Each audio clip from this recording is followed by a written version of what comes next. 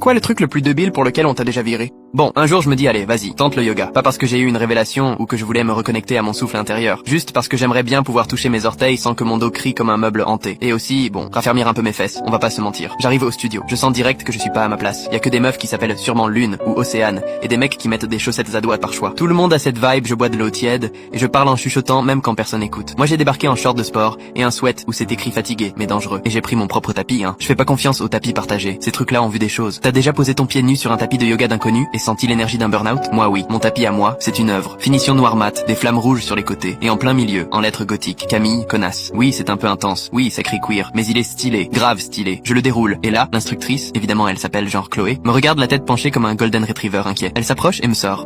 C'est vraiment votre tapis? Non, non, je l'ai volé à une drag queen pendant une tempête. Bien sûr que c'est le mien. Elle rigole pas, juste un petit sourire tendu du genre, tu viens de dire le mot pipi pendant un brunch. Le cours commence. Elle baisse la lumière, met des sons de bols tibétains et de baleines qui pleurent. Moi je suis au fond, en train d'essayer de me plier comme un croissant qui a vu des trucs. Tout le monde respire comme s'ils étaient dans une secte. Moi je souffle comme si j'avais couru dans un champ de pollen.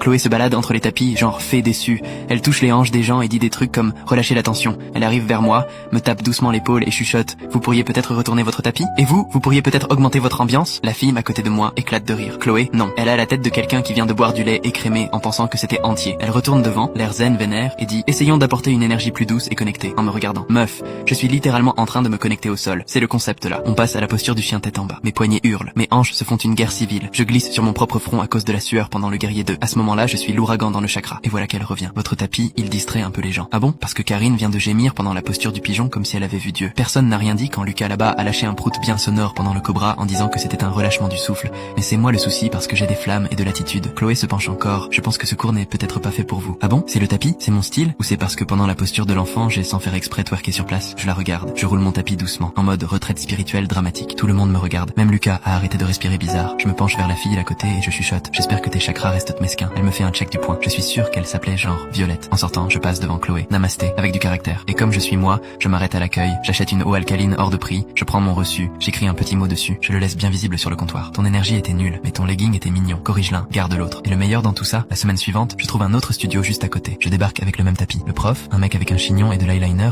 il le voit et il me sort direct. Stylé. Allez viens, roi. Depuis, on s'étire ensemble tous les mercredis. Il m'a même laissé ramener des bougies parfumées. Et il m'appelle garçon flamme parce que parfois, la mesquinerie mérite juste un meilleur public. Namasté, bébé.